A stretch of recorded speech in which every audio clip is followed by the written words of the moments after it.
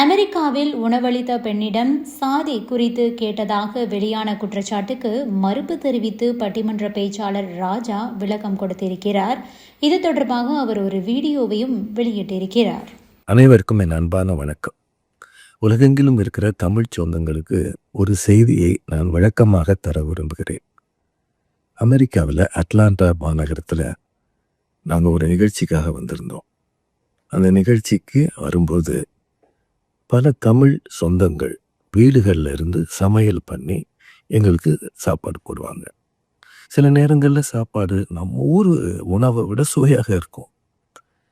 அப்போது அவங்க ஊர் பேரையும் சொல்லுவாங்க வர்றவங்க எல்லாரும். சார் நான் உங்கள் ஊர் சார் மதுரை, சார் நான் திருச்சி, நான் வாலிப்பட்டி, நான் தேனி, இப்படிலாம் சொல்லுவாங்க. அப்போ ஒருத்தங்க காரைக்குடின்னு சொன்னாங்க. அப்போ நான் செட்டிநாடான்னு கேட்டேன், ஞாபகம் இருக்குது. செட்டியாரான்னு நான் கேட்கல. இவ்வளவு சுவையாக செட்டிநாட்டு உணவு இருக்கே அப்படின்னு நான் கேட்டேன், ஞாபகம் இருக்கு. அவங்க யார், எவர், என்ன ஜாதி, இதெல்லாம் யோசிக்கிற அளவு எனக்கு சின்ன புத்தி இல்லை. நாங்கள் இத்தனை வருஷமாக தமிழ்நாட்டையும் தமிழ் மக்களையும் சந்திக்கிறோமே, எங்கேயாவது யாராவது நான் போய் ஜாதிய சமய உணர்வுகளோடு இருந்தேன்னு சொல்லுங்கள். என்னோடு பயணிக்கிற எல்லாருக்கும் தெரியும், என்னை சந்தித்த எல்லாருக்குமே தெரியும். தமிழர் ஜாதி என்கிற ஒன்றைத்தான் நான் பெருமையாக கருதுகிறேன். இதில் வேறு ஜாதி எதுவும் இல்லை. இன்னும் சொல்லணும்னா அவங்க அந்த கேட்ஸுங்கிற அமைப்பு எங்களை சந்திக்கிற ஒரு நிகழ்வு, மீட் அண்ட் கிரீட்னு வச்சாங்க. அந்த நிகழ்வில் நாங்கள் பேசினது இருக்குது. யாரும் ஜாதிய உணர்வுகள் சமய உணர்வுகளோடு இங்கே இருக்காதீங்க. உங்களுக்குள்ள குழுக்களாக பிரிந்திருக்கிறீங்க. தமிழ் சங்கங்களே 2-3 இருக்குது. நீங்கள் எல்லாரும் ஒற்றுமையாக இருந்தால் தமிழுக்கு நல்லது தானே. ஒருத்தர் நிகழ்ச்சிக்கு இன்னொருத்தர் போகாமல் இருக்காதீங்க, எல்லாரும் சேர்ந்துருங்க. இப்படியெல்லாம் நான் பேசியிருக்கேன். அந்த ஊர் நிகழ்ச்சி நடந்ததே February 3 செவ்வாய்க்கிழமை. ஆனால் அது ரொம்ப காலம் கழிச்சு February 9 இது நம்ம முகநூலில் பரப்பப்படுகிறது. ஒருவேளை அந்த சகோதரிகளை நான் அப்படி பேசியிருந்தேன், அப்போவே அவங்க கிட்ட கேட்டிருக்கலாம். அல்லது அன்று மாலை நடந்த அந்த பட்டிமன்றத்தின் போது என்ன பிடிச்சி கேட்டிருக்கலாம். எல்லாரும் சந்தோஷமாக இருந்தாங்க. பனி குளிருக்கு மத்தியிலேயே நிறைய மக்கள் இருந்தாங்க.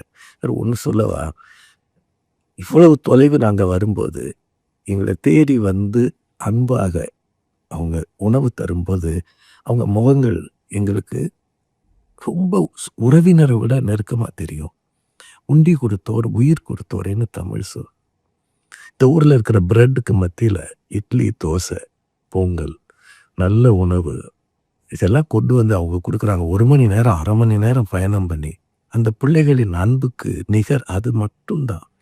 அவங்கள போய் நான் ஜாதியை பற்றி விசாரிப்பேனா? ரொம்ப தவறான பதிவுங்க. உண்மையிலேயே ரொம்ப மனவலியோடு இதை பேசுகிறேன். எந்த காலத்திலும் நான் அப்படி இருந்ததில்லை, இருக்க போவதும் இல்லை. தமிழ் சொந்தங்களை தயவு செய்து இதை பற்றி இந்த கருத்துக்களை புறந்தள்ளுங்க. எனக்கு கடவுள் அறிய அந்த மாதிரி நான் நடந்ததாக எனக்கு தெரியலை.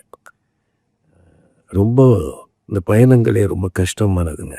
அவங்க தாங்க எங்களுக்கு சாப்பாடு கொடுத்து எங்களை கொஞ்சமாவது காப்பாற்றுறாங்க. அவங்கள போய் நான் ஜாதியெல்லாம் கேட்க முடியுமாங்க? கேட்பேனா? எதுக்கு கேட்கணும்?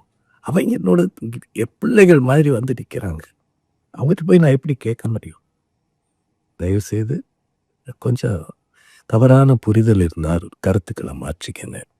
முகநூலில் இதை பரப்புறவங்க தயவுசெய்து உண்மையை உணர்ந்துக்கங்க. என்னோட அன்பான வேண்டுகோள்.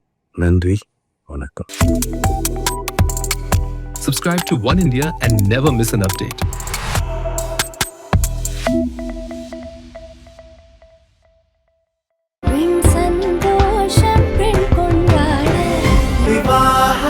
மணப்பெண்ணின் பிரத்யேகமான திருமணம். Vivaha, the Chennai Silks.